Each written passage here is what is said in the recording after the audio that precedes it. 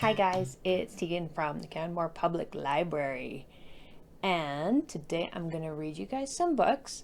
Some of them are about candy and some of them are about cookies, so I kind of like them. But first, before I read you guys some books, what I want to do is I want to say hello. But I don't like to just say hello, I like to sing hello. So what we're going to do is we're going to put one hand up like this, and we're going to go, hello, my friends, hello. Hello, my friends, hello. Hello, my friends, hello, my friends, hello, my friends, hello. Very good. Now put your other hand up. We're going to do the same song, but we're going to do it just a little bit faster. Ready? Hello, my friends, hello. Hello, my friends, hello. Hello, my friends, hello, my friends, hello, my friends, hello. Very good. But now, what we're going to do is we're going to put both of our hands up. And we're going to do the same song, but we're going to do it as fast as we possibly can. Are you ready? Okay, count of 3. We're going to do it all together. 1, 2, 3. Hello, my friends, hello. Hello, my friends, hello. Hello, my friends, hello. My friends, hello. My friends, hello. That was fast, you guys. So fast. So usually I would come to your classroom and read you guys some books. But since we can't do that this year, I thought what I would do is I would just read the books here in my office at the library, and then I would record it, and then I would give it to your teachers so that they could show it to you, and you guys could watch it whenever it worked for you guys. So, that being said, I've got a couple of books to read to you guys. The first one is called Marshmallows Martians. And this is part of the George's Amazing Adventure series. And I really like these books. I'll probably read a whole bunch of these ones to you guys over the course of the year because I like them a lot. This is by Adam and Charlotte Guyen, illustrated by Lee Wildish, and it is published by Edgemont. Marshmallows for Martians. A boy called George had a marvelous idea. One night as he gazed at the stars, I'll go and find out what sweets Martians like best. So he planned his first mission to Mars. So George built a rocket and he packed up his bag with a star map and plenty of treats. The bag full to bursting, he threw out his lunch so he'd have enough room for his treats. He packed lollipops, toffees, and chocolate drops. He took chews with a sharp lemon zest. There were gobstoppers, jelly beans, humbugs, and mints, and marshmallows, his absolute best. 5, 4, 3, 2, 1, blast off! As George blasted off and zoomed up into space, he looked at his map of the stars. He checked out the window, and he steered to the left, and then he set his course straight towards Mars. Past satellites, comets, and drifting space junk, George steered without even a bump. Then finally he saw the red planet appear, and he landed on Mars with a thump. George opened the door in a cloud of red dust. He jumped out and he looked all around. At first he saw no signs of alien life, but he could hear a very loud sound.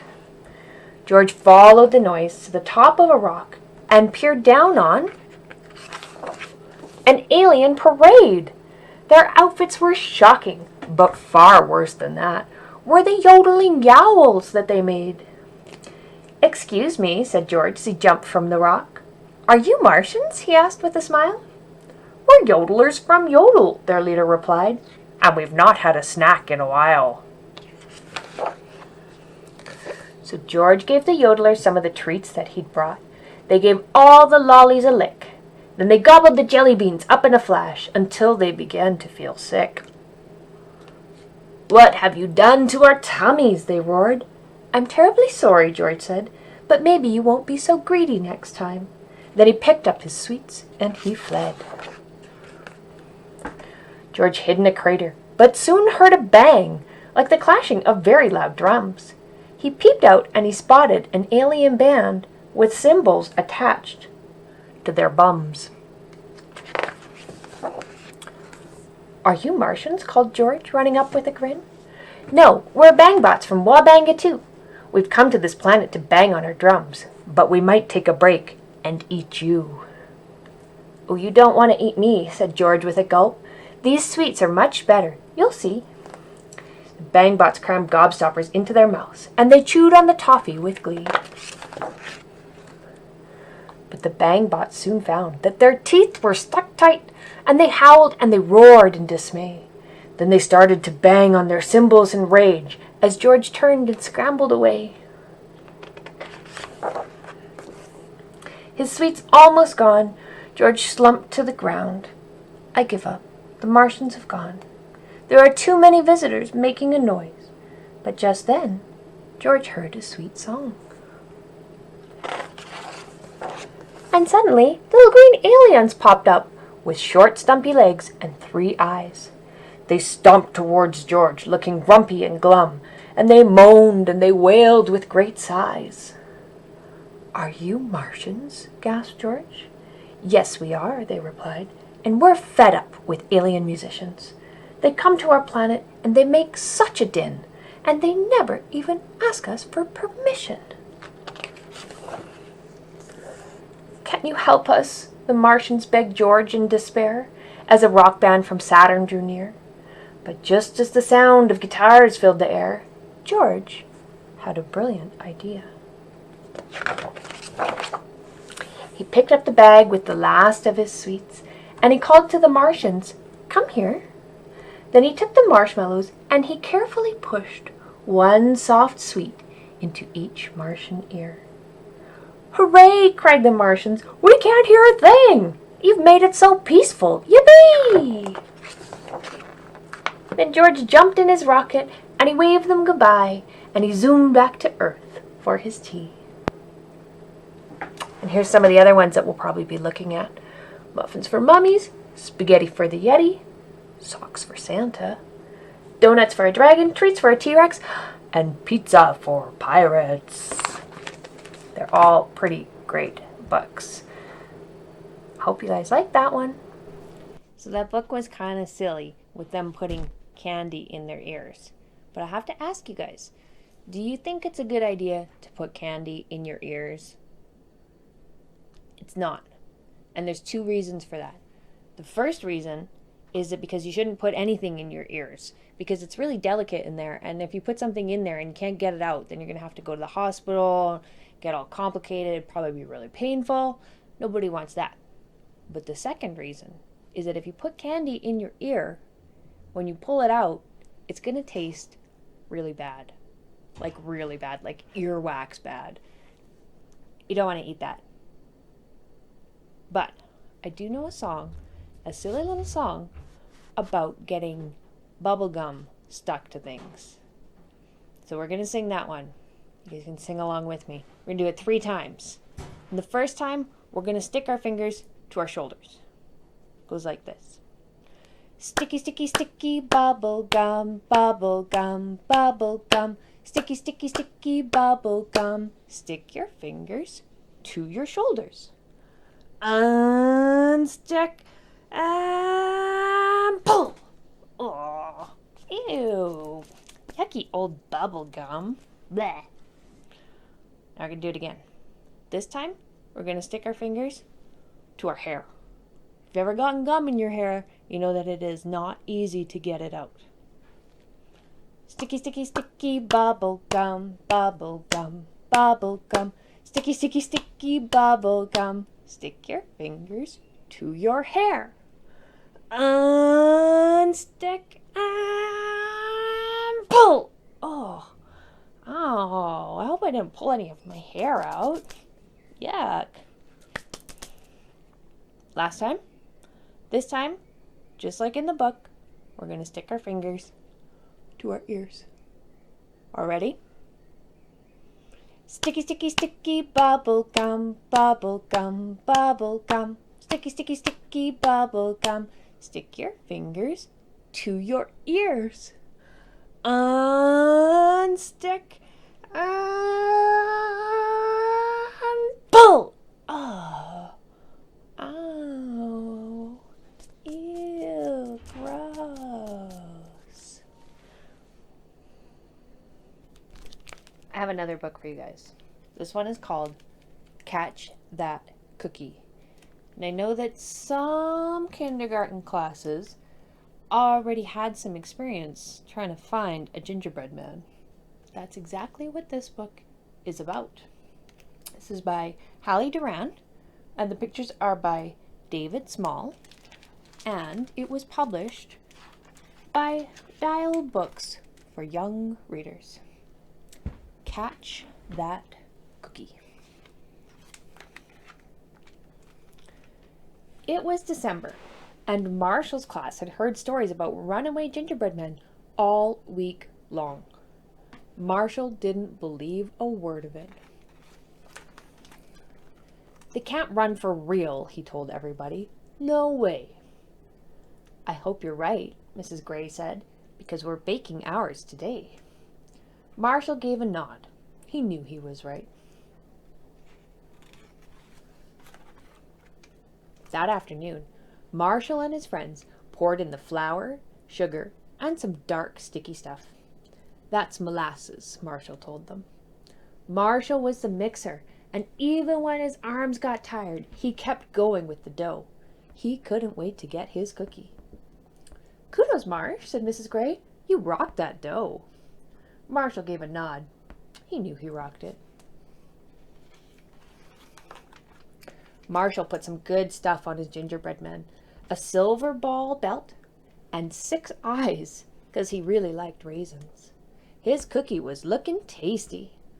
Mrs. Gray double-checked the oven door once the gingerbread men were safely inside. Locked, she said. When the timer finally went off, Mrs. Gray said to Marshall, "Fearless leader, take us to the kitchen."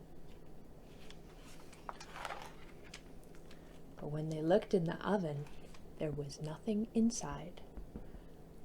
They ran away, everybody yelled. Let's get them! Marshall didn't buy any of it. They left us a clue, said Mrs. Gray.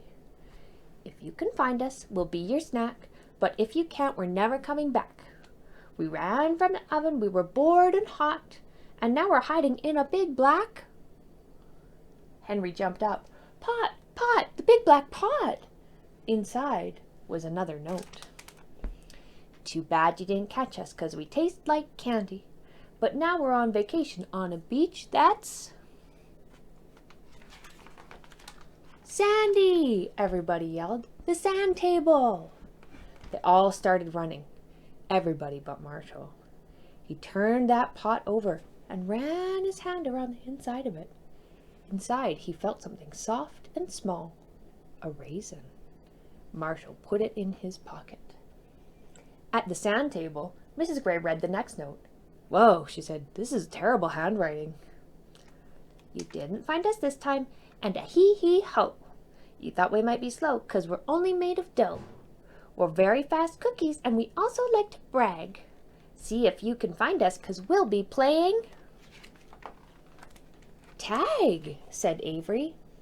They can't run, said Marshall. They can sew, said Avery. Let's go, said Mrs. Gray. Everybody ran to the gym.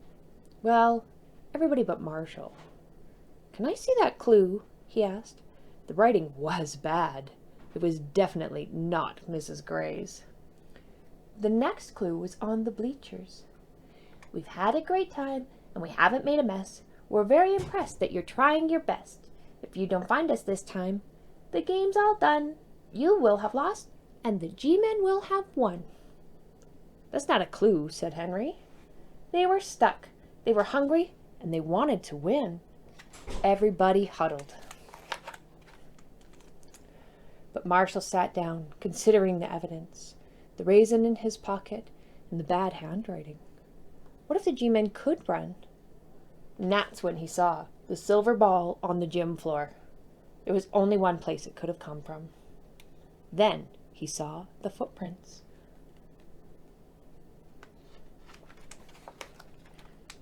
There were gingerbread footprints, hundreds of them.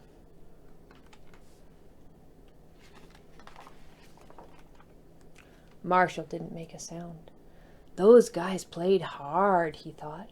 They've got to be tired. That was it!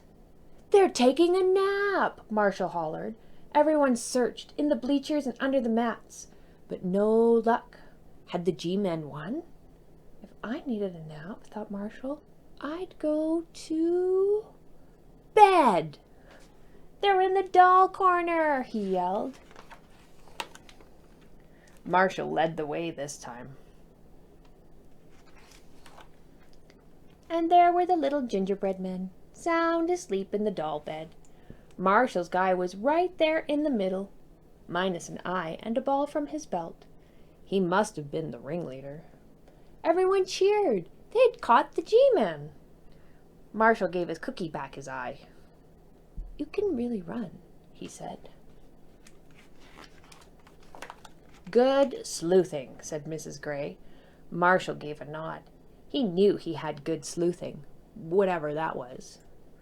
When Marshall's dad came to pick him up, Marshall kept his G-man close. Dad, said Marshall once they were in the car. Yeah, bud? Lock the doors. Why is that? Said his dad. So my cookie can't get out, said Marshall. They can run for real, you know. His dad gave a nod. He knew they could run.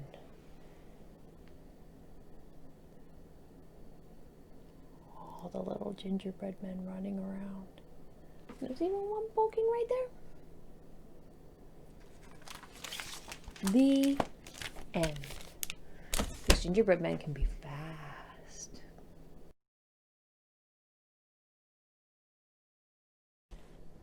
And I have one more book for you guys. This one is short, but it's neat. It's called Autumn, and it's by David Carter. And it's a pop-up book. I like pop-up books a lot. So I'm going to get nice and close for this so you can see. Autumn days bring a chill in the air. See the pumpkins pop out?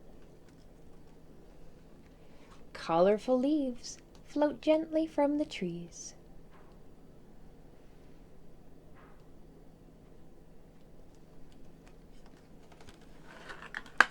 And the fields are full of life.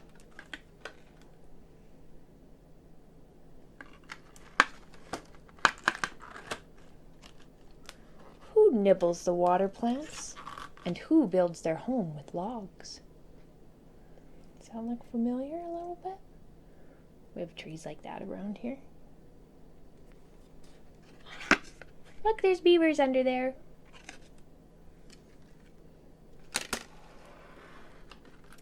Who sings a beautiful song? Who hunts from the sky?